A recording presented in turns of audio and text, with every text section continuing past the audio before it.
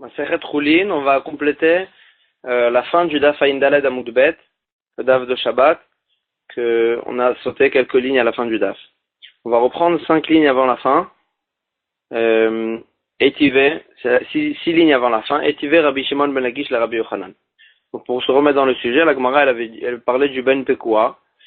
Donc c'est le fœtus qui a été trouvé dans le ventre de sa mère après qu'on a fait la shrita de la mère. Et la Gemara a eu un safek. Elle avait rapporté une marloquette entre Rabbi Yochanan et Resh Lakish. Est-ce que le fœtus et sa mère sont considérés comme deux corps différents? À quel sujet? Au sujet de la Touma. Est-ce que dans la Touma, on sait très bien qu'il y a des différents degrés de Touma. Si à chaque fois qu'on s'éloigne du Havatouma, Rishon la Touma, Sheni la Touma, etc., il y a différents degrés de Touma. Maintenant, est-ce que le fœtus et sa mère sont considérés comme deux corps différents au sujet de la Touma, qui seront considérés comme deux degrés de Touma, qui se touchent l'un l'autre, ou bien c'est considéré comme la Gemara avait dit l'exemple de la noix et sa coquille, c'est un seul et même bloc, un seul et même corps, et ça va pas nous donner deux degrés de Touma. Et la Gemara avait dit une marloquette entre Rabbi Yochanan et Resh Lakish. D'après Rabbi Yochanan, c'est considéré comme deux corps différents et on peut considérer comme deux degrés différents de Touma. Et d'après Resh Lakish, on ne peut pas les considérer comme deux degrés de Touma parce que c'est considéré comme un seul et même corps.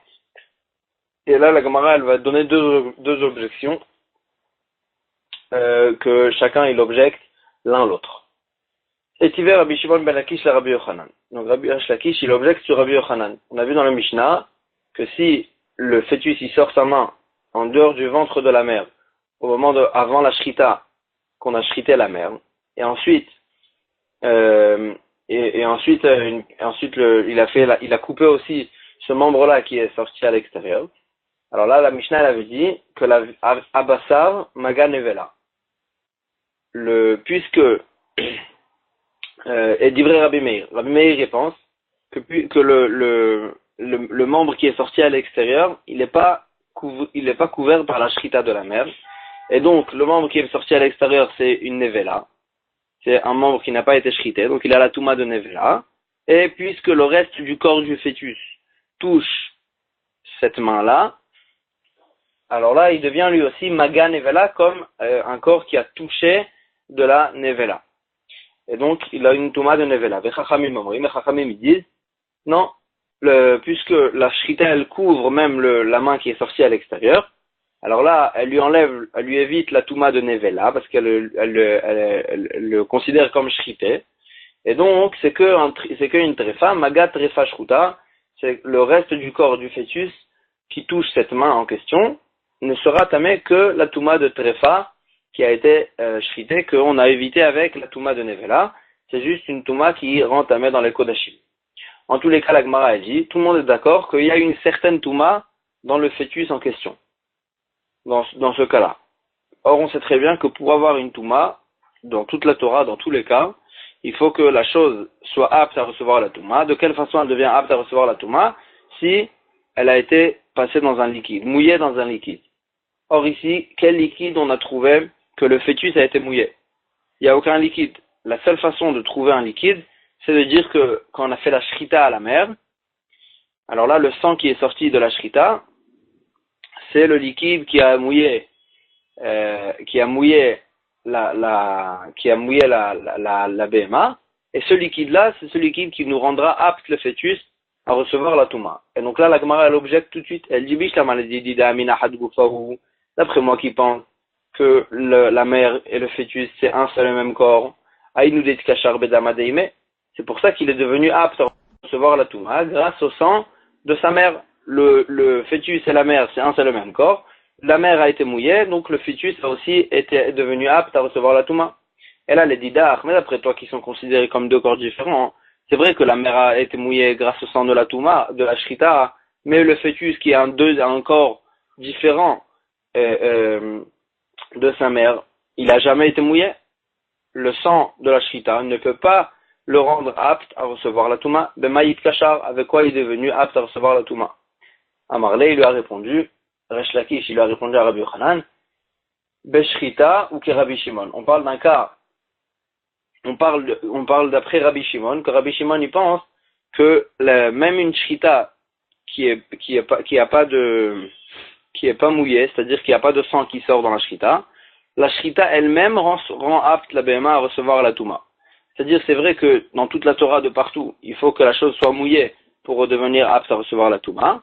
Mais, d'après Rabbi Shimon, il dit que la shrita, c'est une autre catégorie, et la shrita elle-même, sans mouiller la BMA, elle rend apte la BMA à recevoir la Touma. Et donc, puisque d'après tout le monde, la shrita, elle recouvre aussi le fœtus a un statut de shrité, et donc la shrita, le simple fait de shrita, d'après Rabbi Shimon, lui donne le pouvoir et le fait qu'elle soit apte à recevoir la Touma. Maintenant, c'est le contraire. Rabbi Yochanan, il objecte à Resh Lakish. Et tu veux Rabbi Yochanan et Resh Lakish. Rabbi Shimon ben Lakish, il a écrit dans la Braïta, au sujet aussi de Ben Pekua, qui a été trouvé dans le ventre de sa mère au moment de la Shrita, et après il a grandi, et il est sorti, il a grandi, à Varbanar, et il est passé dans le fleuve, et il s'est mouillé avec les eaux du fleuve. Urshar, il est devenu apte à recevoir la Touma grâce à l'eau du fleuve. Alors les Bet HaKvarot, si après ensuite il est rentré dans un cimetière, Nitma, il est devenu tamé de la Touma des morts, grâce au fait qu'il est rentré avant dans le fleuve et qu'il s'est mouillé avec. Alors il m'a dit, biche la maladie d'Aminatregu Feninu, d'après moi Rabbi Yochanan qui pense que c'est deux corps différents, le fœtus et sa mère, Mishumachi Urshar In, lo Urshar lo. C'est pour ça que la Braïta nous apprend que c'est que s'il est passé dans le fleuve qu'il est devenu apte à recevoir la Touma. S'il n'est pas passé dans le fleuve, il n'est pas devenu apte à recevoir la Touma parce que le sang de la shrita de sa mère ne l'a pas rendu apte à recevoir la Touma parce que ce sont deux corps différents. Et là, les didach, mais d'après toi, que tu penses que c'est un seul et même corps, la mère et le fœtus. Haït Kachar Bedama Deime, il est déjà devenu apte à recevoir la Touma grâce au fait qu'au moment de la shrita de sa mère, il y a du sang qui a coulé du cou de sa mère. Et ce sang-là, il a rendu apte la mère, non seulement la mère à recevoir la Touma, mais même le fœtus, parce que ce sont un seul et même corps. Et donc, pourquoi il a besoin, dans la Braïta, que le fœtus, il passe dans le fleuve pour devenir apte à recevoir la Touma. Pourtant, déjà, dès au moment de la shrita de sa mère, quand il était à l'intérieur, le sang de la shrita l'a rendu apte à recevoir la Touma, puisque ce sont un seul et même corps. La Gemara répond, la Shlakishi répond, Beshrita et Veshta. On parle d'une shrita où il n'y avait pas de sang, il n'y a pas de sang qui a coulé. Et donc, puisqu'il n'y a pas de sang qui a coulé, donc la mère aussi n'est pas devenue apte à recevoir la Touma, et le fœtus aussi, même si c'est un seul et même corps, ou des lots qui Rabbi Shimon n'est pas comme l'avis de Rabbi Shimon qui pense que le simple fait de la shrita rend, même s'il ne sort pas de sang, rend apte à recevoir la Touma. Et donc, c'est pour ça que ce fœtus, c'est que s'il est passé dans le fleuve et qu'il s'est mouillé avec l'eau du fleuve, qui devient apte à recevoir la Touma, mais la shrita de sa mère, puisqu'il n'y a pas eu de sang qui est sorti à ce moment-là, alors là, cette shrita ne le rend pas apte à recevoir la Touma, et ça ne va pas comme l'avis de Rabbi Shimon, qui pense que le simple fait de shrita, même si elle ne fait pas sortir de sang, rend apte à recevoir la Touma. Voilà pour le complément du daf de Shabbat. Chazak ou Baruch.